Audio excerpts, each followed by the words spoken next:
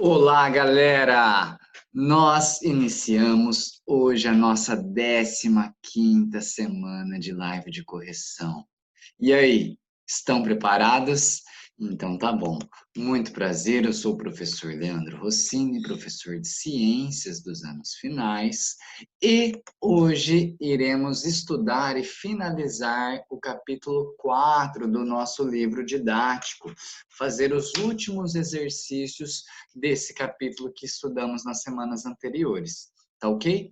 Para isso, eu preciso que vocês peguem o livro didático de vocês, o caderno e o estojo, para fazermos anotações, e abram o livro didático na página 53 e 54, tá? Lá que nós iremos fazer os exercícios. E olha aí a carinha do nosso capítulo 4 do livro didático. Então, vamos terminar então esse capítulo, resolver todos os exercícios faltantes. Vamos lá, hein? Gente, aqui então encontram-se as páginas do livro didático, páginas 53 a 54, e os exercícios que nós iremos fazer serão os exercícios 6, 7 e 8 da página 53 e os exercícios 9, 10, 11 e 12 da página 54, ok? As últimas duas páginas do capítulo para a gente resolver. E olha ali no cantinho, girou, girou, girou, vamos juntos, tá ok? Juntos fica muito mais fácil. Então, vamos começar. Gente, o exercício número 6 do livro didático, ele fala o seguinte: de acordo com o que você aprendeu sobre os grupos, sobre os grandes grupos vegetais, relacione as letras que indicam os grupos de plantas com a descrição de suas características. Então, esse exercício é muito bacana porque eles vão ter características dos respectivos grupos briófitas, pteridófitas, gimnospermas e angiospermas, para a gente associar, fazendo uma retomada de todo o conteúdo estudado. Tá ok? Então vamos lá. O primeiro parênteses ele fala o seguinte: plantas que não apresentam vasos condutores de seiva e são encontrados em biomas úmidos, como florestas tropicais. Fácil, não é? Qual que é a inicial desse grupo? Letra B, de briófitas. Falou que são plantas que não apresentam vasos condutores? Pronto, briófitas. Vamos lá, letra B. Plantas com sementes, flores e frutos. Já dá para a gente saber qual que é, né? Que podem ser encontradas nos mais diversos biomas, desde os com clima seco até os de clima úmido. Falou flor e fruto, estamos falando de angiospermas. Coloquem um A aí nos parênteses. Tá ok? Vamos lá, letra C. Plantas com vasos condutores de seiva e sem sementes, as quais podem ser encontradas em florestas tropicais nos locais sombreados. E aí, qual que é esse grupo? Sem semente, mas com vasos condutores, é claro que são o grupo das pteridófitas. E, por fim, plantas com sementes e estróbilos. Existem espécies grandes que podem crescer em biomas como a taiga e a Mata Atlântica. Falou essa característica, né, de estróbilos, estamos falando das gimnospermas. Então, a sequência ficou essa que vocês estão vendo. Tenho certeza que acertaram todas. Vamos lá para o próximo exercício, agora que a gente já esquentou. 7. Um morro na beira da estrada sofreu deslizamento do solo após fortes chuvas na região. Isso fez com que a pista ficasse interditada, causando vários transtornos.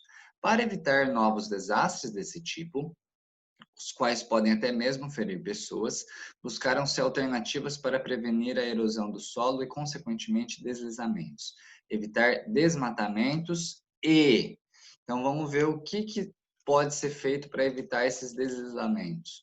Plantar espécies de plantas com raízes tabulares, já que o solo é raso e elas podem segurá-lo, pois não são profundas. Não, gente. Raízes tabulares são raízes grandes para árvores de grande porte. B. Aproveitar o terreno para plantar espécies vegetais com raízes que acumulam substâncias nutritivas, fazendo colheitas periódicas.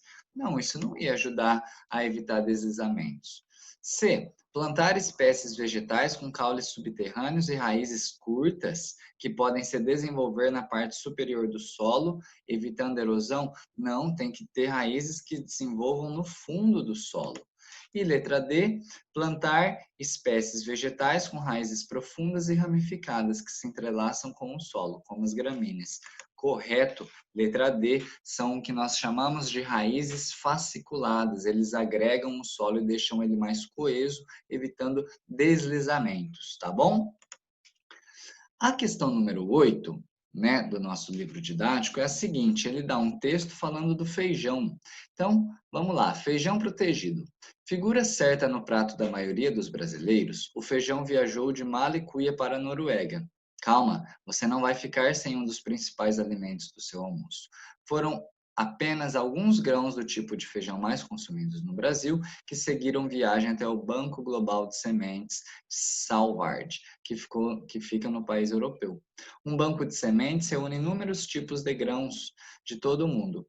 Lá, eles são bem guardados, reservados em embalagens que ficam a uma temperatura de 20 graus negativos para impedir que estrague. O Banco Global de Sementes, Salvard, tem capacidade para armazenar cerca de 4,5 milhões de amostras de sementes. É considerado o mais seguro do mundo. Sementes guardadas lá podem resistir por mais de 1000 anos. O local é protegido contra terremotos, enchentes e explosões nucleares. Bacana, né? Ter um local assim para armazenar sementes. Letra A. Que grupo de plantas não são representados em um banco de sementes? Ou seja, quais são as plantas que não apresentam sementes? Espécies de briófitas e pteridófitas. B. Qual a importância de guardar sementes em um banco específico para isso? Qual a importância de existir esse banco, gente? Bom, a nossa resposta poderia ser mais ou menos a seguinte: com isso é possível garantir a preservação das espécies vegetais. É uma garantia de que essas plantas existirão no futuro, independentemente do que possa acontecer, sejam fenômenos naturais ou antrópicos que provoquem a extinção de espécies. Então a gente tem ali uma reserva, né, protegida, que a semente pode durar mais de 1000 anos, caso ocorram mudanças climáticas, né, ou ações antrópicas que poderiam provocar a extinção dessas espécies. Ali as sementes estão guardadas. Tá ok? Uma resposta como essa, de proteção das espécies para o futuro, estaria correta. Beleza? Colocaram isso? Coloca um certão de corrigido aí. E vamos para o nosso próximo exercício, o exercício número 9 da página 54. Existem mais de 900 espécies de gimnospermas e 260 mil espécies de angiospermas, conhecidas em todo o mundo. Que características as angiospermas podem ter que justifiquem essa diferença tão grande de representantes e de espécies? O que as angiospermas têm, pessoal? Elas têm características que possibilitam a adaptação a diferentes ambientes. Quais são essas características que aparecem nas angiospermas? Os órgãos reprodutivos, as flores e os frutos, que facilitam a reprodução e disseminação das espécies por animais, por exemplo. Então, as angiospermas, elas possuem sementes que protegem o embrião, elas possuem flores que atraem polinizadores e podem levar os grãos de pólen para outros ambientes. Então, graças a essas características, tá, de flor, fruto e semente, elas conseguiram disseminar e atingir em grandes e variados biomas e ambientes do mundo. Tá ok? Beleza? Por isso que é o grupo mais evoluído, né? O último grupo de plantas que nós temos são as angiospermas, com esse grande número de espécies, essa grande biodiversidade. Gente, nosso exercício 10, ele fala também sobre as angiospermas. Então é o seguinte: observe as fotos de flores a seguir, que correspondem à flor da planta da espécie Plantago major, conhecida popularmente como tanchagem, e da planta do gênero hibiscus, o hibisco, né, muito conhecido por nós. Sobre elas, assinale a alternativa correta. A. As duas flores são polinizadas exclusivamente por abelhas, pois são coloridas e vistosas? O hibisco, sim, mas essa tanchagem, ela não é muito vistosa e muito colorida. Olha o tamanho da florzinha aqui. Então, não está certo, não. B. A flor de tanchagem provavelmente é polinizada pelo vento, pois não apresenta atrativos para polinizadores, ao contrário da flor de hibisco, que apresenta pétalas vistosas. Não é? Não faz sentido? Olha comparando as duas flores. Então, letra B está correta. C. As duas plantas podem ter as flores polinizadas por insetos, pois apresentam atrativos coloridos para polinizadores? Não, a tanchagem não apresenta esses atrativos coloridos. E letra D, a flor de hibisco é polinizada pelo vento, pois seus estames e carpelos são bem grandes e projetados para fora da flor. Sim, eles são projetados para fora da flor, mas isso é uma adaptação para atrair polinizadores, como as abelhas. Tá ok? Então ficamos, né, na questão 10 com a letra B, B de bola.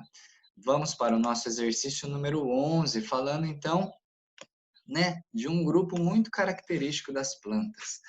Uma questão da Olimpíada Brasileira de Ciências e fala o seguinte: a figura mostra a face inferior de uma folha onde se observam estruturas reprodutivas.